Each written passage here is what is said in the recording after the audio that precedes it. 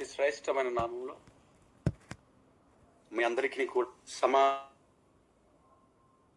కలుగును గాక. ఆమేన్. గడిచిన కాలంలో ప్రేమమును గురించి నడిపించి స్తోత్ర మహిమ కలుగును గాక. ప్రియ దేవుని బిడ్డలారా, యెషయా గ్రంథములో నుండి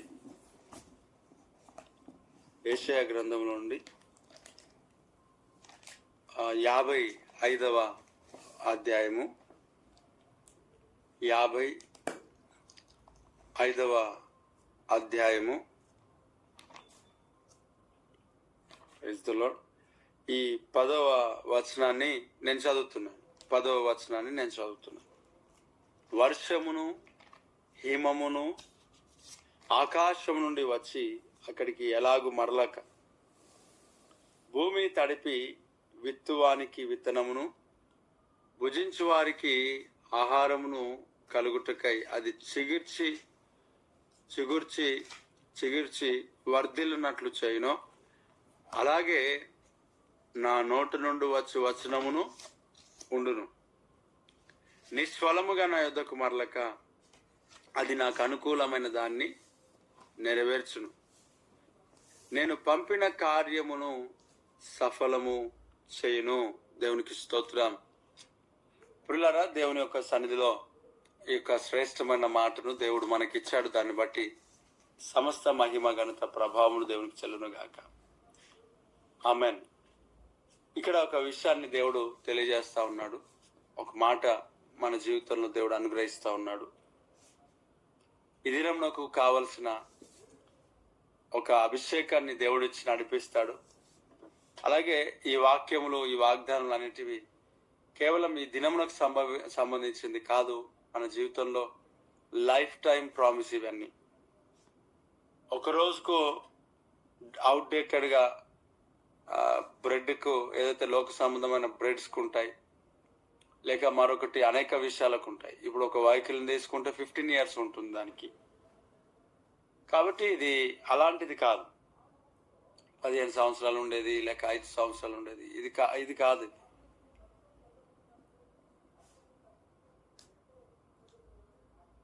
ఆకాశము అదే లేక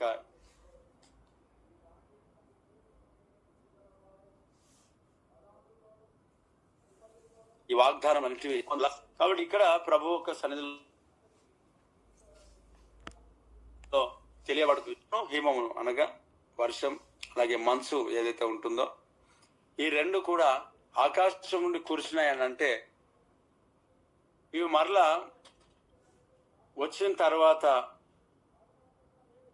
సేమ్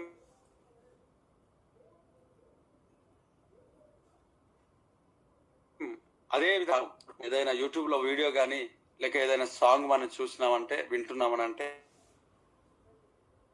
రివైండ్ చేస్తుంటే సేమ్ అదే స్థితిలో రివైండ్ అయిపోతూ ఉంటాయి. అయితే ఒక వీడియో రివర్స్ చేస్తుంటున్నప్పుడు ఫాస్ట్ తక్కువగా పెట్టుకుంటుంటే ఎలాగైతే వచ్చాయో సేమ్గా ఉంటాయి. సో ఈ వర్షం అలాగే మంచు ఏదైతే ఉంటుందో ఒకసారి భూమి పైనకి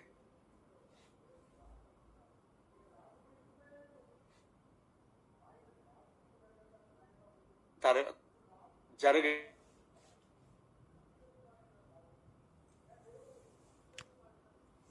పని కదా. అది ప్రభు యొద్దకు లేక ఆకాశమునకు వెళ్ళదు, నిష్ఫలంగా వెళ్ళదు. అంటే ఫలము అనేది ఖచ్చితంగా ఇస్తుంది. తర్వాత దేవుడు ఎందుకు ఆ వర్షం, ఎందుకు ఆ ఒక మంచు ఈ భూమి పైన కురవటం, లేక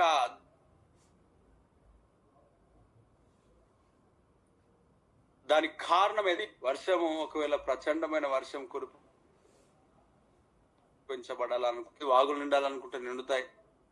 పొలాలని నాశనం చేయాలనుకున్నా అలాగే పంట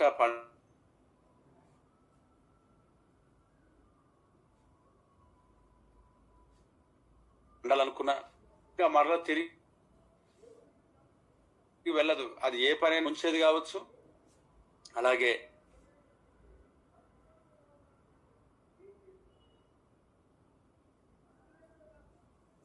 పొలాలను ముంచి అది ఎలాగైతే పడిందో అలాగున్న రిటర్న్ అనేది ఉండదు. ఈ మనసు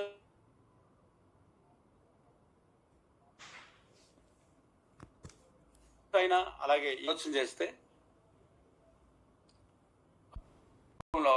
అన్ని దేవుని మాట వింటాయి, కానీ మనుషులే వండరు అన్నమాట. ఆ కాలంలో చలికాలంలో చలి పెట్టాలి, ఎండాకాలంలో వేడి ఖచ్చితంగా ఉంటది, వర్షాకాలం. కానీ గొప్ప భక్తులు ఏం చేస్తారంటే వర్షాకాలంలో వర్షాలు నాపుతారు. వీరు ఖచ్చితంగా తీర్పులోనికి వస్తారు. వర్షాకాలంలో వర్షాలు నాపేవారు ఖచ్చితంగా. ఏదో వర్షాలను బట్టి ఎవరంటే వాళ్ళు కొట్టుకొని పోతున్నారు అని అంటే అప్పుడు దేవుని సన్నిధిలో ప్రార్థన చేయొచ్చు. అలాగే యేసు నామములో ఆగుమని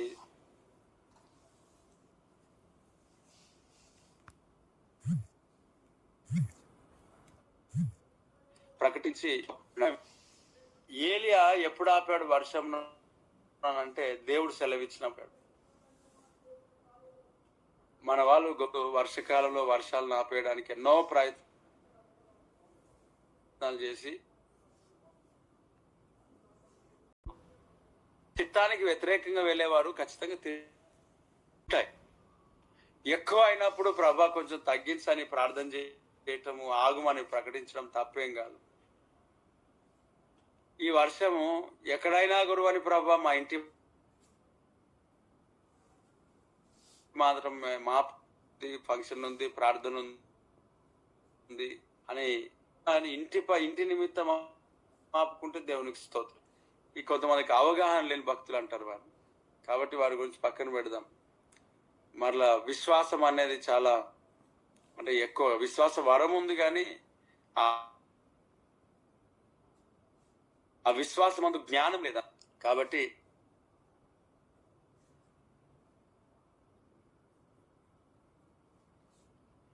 కొంతమంది చాలా ముందుకు సాగేవారు, కొంతమంది ఉన్నారు. Praise the lord.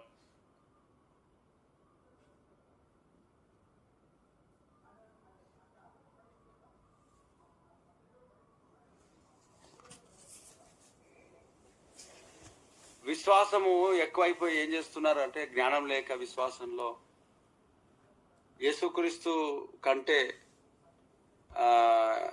యెహోవా గొప్పవాడు, లేకపోతే ఇది మరొక పరిశుద్ధాత్మ దేవుడు గొప్పవాడని ఇలా కూడా వాళ్ళు సంబోధించి కొంతమంది మాట్లాడుతూ ఉన్నారు.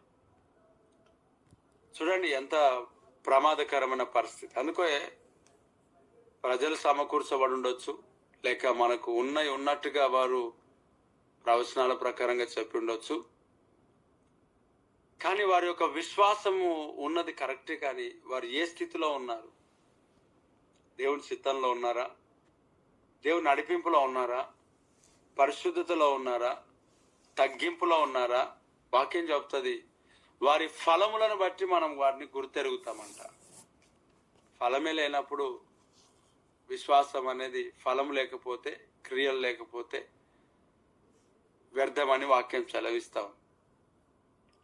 కాబట్టి దేవుని సన్నిధిలో కొంతమంది ఇలాగున బయలువెళ్ళిన వాళ్ళు ఉన్నారు. వాక్య జ్ఞానం లేక, దేవునితో కరెక్ట్ అయిన సంబంధం లేక, ఏదైనా జరుగుతుందని చెప్పేసి వాళ్ళు ఇష్టం వచ్చినట్టుగా నోట్లోంచి ప్రకటించడం. ఏదైనా జరుగుతుందని కొంతమందికి యాక్సిడెంట్లే కావాలని మనం అనడం. నిజంగా ఇది అన్యజనులకు సంబంధించిన విషయం. మాంత్రికులు వారు అనుసరిస్తున్న విశ్వాసంలో వాళ్ళు మొక్కుబడి చేస్తారు. ఏమని అంటే వారు అనుసరిస్తున్న అంటే మాంత్రికులు ఏమనుకుంటారంటే, నాకు తెలిసి వారు పూజిస్తున్న వాటిపైన వాళ్ళు ఏమంటారంటే వాని కాలు ఇరగాలి, చేతులు ఇరగాలి అని ఎన్నో రకాలుగా వారు వాటి పైన అంటే వేడుకుంటారేమో. ఆ దయ్యాలకు వేడుకుంటారు ఏంటి? కాబట్టి ఇక్కడ విశ్వాసం మన జీవితంలో ప్రభు చిత్తానుసారమైనది ఉండాలి. అయితే ఇక్కడ అన్నాడు, దేవుని సన్నిధిలో వర్షం హిమం ఎలాగైతే దేవుడు ఈ భూలోకంలో కురిపించినప్పుడు నిష్ఫలముగా ఏ కారణం చేత లేక ప్రభు సన్నిధికి చేరకుండా ఉంటుందో, అలాగుననే సేమ్ అదే విధముగా దేవుని నోట నుండి వచ్చే ప్రతి మాట, ప్రతి వచనం అలాగుంటది. అంటే ఆకాశం గతించును కానీ నా మాటలు ఎప్పుడు గతించవు, భూమి గతించిపోయినా కూడా అని అంటాడు. వాక్యం ఒక్కసారి బయలు వెళ్ళింది ఆయన నోటిలో నుండి అని అంటే నెరవేర్చే సమర్థుడు, శక్తిమంతుడు, నమ్మకమైన వాడు. మాట ఇచ్చి నెరవేరుస్తాడు, తప్పడు. ఆయన తప్పేవాడు కాదు, నరుడు కాదంతే. ఒకసారి ఆయన నోటిలో నుండి మాట బయలు వెళ్ళింది అని అంటే నిష్కారణముగా, నిష్ఫలముగా ప్రభు సన్నిధిలోనికి ఆ మాట వెళ్ళదు అని వాక్యం సెలవిస్తా ఉండదు. పిల్లరా, ఇక్కడ చూడండి, ఆకాశం నుండి భూమి పైన ఆ మంచు, ఆ వర్షం ఏం చేస్తుంటదంటే విత్తువానికి విత్తనమును, భుజించువానికి ఆహారమును కలిగించి అది చిగురించేటట్టుగా చేస్తంట, చిగురించేటట్లు చేస్తుంది. అంటే ఎండిపోయిన ఎడారి భూమి ఏదైతే ఉందో వర్షం అనేది సారవంతమైన పొలముగా, భూమిగా చేయగలదు కదా. దేవుని యొక్క వాక్యం వర్షము వంటిదై నీ జీవితంలో ఈ ఉదయకాల సమయంలో కురుస్తా ఉన్నది. ఆమేన్. చూడండి, ఎప్పుడైతే ఆ మాటలు నీ యొక్క ఆ వాగ్దానాలు, ఆ మాట ఏదైతే ఉందో దేవుని నోటిలోండి బయటికి వెళ్ళిందో, నిష్కారణముగా, నిష్ఫలముగా, ఫలము లేకుండా దేవుని సన్నిధికి ఆ మాట తిరిగి వెళ్ళదు. మరి ఏం చేస్తాడు? దేవుడు పంపిన కార్యము నెరవేరుస్తుందంట ఆ మాట. Praise the Lord. దేవుడు పంపిన కార్యమును నెరవేరుస్తుంది.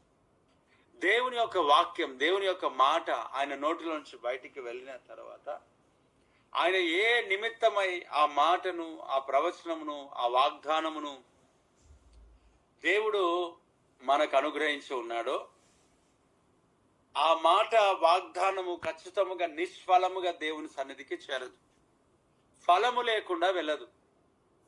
మరి ఏమి చేస్తుంది అనంటే ఫలం ఇచ్చేటట్లుగా చేస్తుంది. Praise the Lord. నీ జీవితంలో ఫలమును అనుగ్రహించేదిగా ఉన్నది యేసునామములో. ఆమేన్. వాక్యము, వాగ్దానము అనేది ఏదైతే ఉంటుందో నిష్ఫలముగా ప్రభు సన్నిధికి చేరదు. ఆయన ఒక పర్పస్, ఆయన ఒక ఉద్దేశముతో నీకు వాగ్దానం చేశాడు. నీ పట్ల ఒక ప్రణాళిక కలిగి ఉన్నాడు, నీ పట్ల ఒక చిత్తం, ఆయన యొక్క ప్రణాళిక కలిగి ఉన్నాడు. నీ పట్ల ఒక ఉద్దేశం దేవుడు కలిగి ఉన్నాడు. ఆ ఉద్దేశం సఫలం చేస్తాడు. ఆ ఉద్దేశం ఆశీర్వాదకరంగా జరుగుతుంది. నిష్ఫలంగా దేవుని సన్నిధికి వెళ్ళదు, ఏ కారణం లేకుండా వెళ్ళదు, ఏ ఆశీర్వాదం నీ జీవితంలో తీసుకురాకుండా వెళ్ళదు. ఒకసారి వన్స్ దేవుని యొక్క నోటిలోండి మాట బయలు వెళ్ళిందా నీ జీవితానికి ఆశీర్వాదం కొరకు, అదిగో ఆ మాటను ఎవడు ఆపలేడు, ఆ వాగ్దానమును ఎవడు ఆపలేడు. ఏ శత్రువు, ఏ మాంత్రికుడు, ఏ చేతబడి, ఏ చీకటి, ఏ దయ్యము, ఏ దురాత్మ, ఏ చీకటి, ఏ భ్రష్టాత్మ, ఏ కొల్లు, ఏ గర్వము, ఏ అహంకారము, ఏది కూడా ఆ మాటను ఆపే అంత దమ్ము, ధైర్యము, శక్తిమంతుడు ఎవడు లేడు నీ జీవితంలో. ఆ దేవాదేవుడు ఇచ్చిన మాటను ఆపే శక్తిమంతుడు లేడు, భూమిపైన లేడు, యుగాలలో లేడు, ఎక్కడ లేడు, ఎప్పుడు లేడు. వేస్తున్నాము దేవునికి స్తోత్రం. ఆ మాట ఎవడు ఆపలేడు, అంత వేస్తున్నాము. ఆ మాట నీ జీవితంలో ఎవడు ఆపలేడు. మన ఆశీర్వాదమున కొరకు వచ్చిన ఆ మాట, మన దీవెన కొరకు వచ్చిన ఆ మాట, మన యొక్క బ్లెస్సింగ్స్ కొరకు వచ్చిన ఆ వాగ్దానం, ఆ మాటను ఎవడు ఆపలేడు, అంతే. దేవుడికి స్తోత్రం. నువ్వు మర్చిపోవచ్చు, నువ్వు దాని గురించి అవగాహన లేకుండా ఉండొచ్చు, కానీ దేవుడు తన వాగ్దానమునకు దాటి వెళ్ళడు. Praise the Lord. దేవుడు తన వాగ్దానమునకు దాటి వెళ్ళడు, తన నిబంధనకు దాటి వెళ్ళడు, తన మాటను దాటి వెళ్ళడు.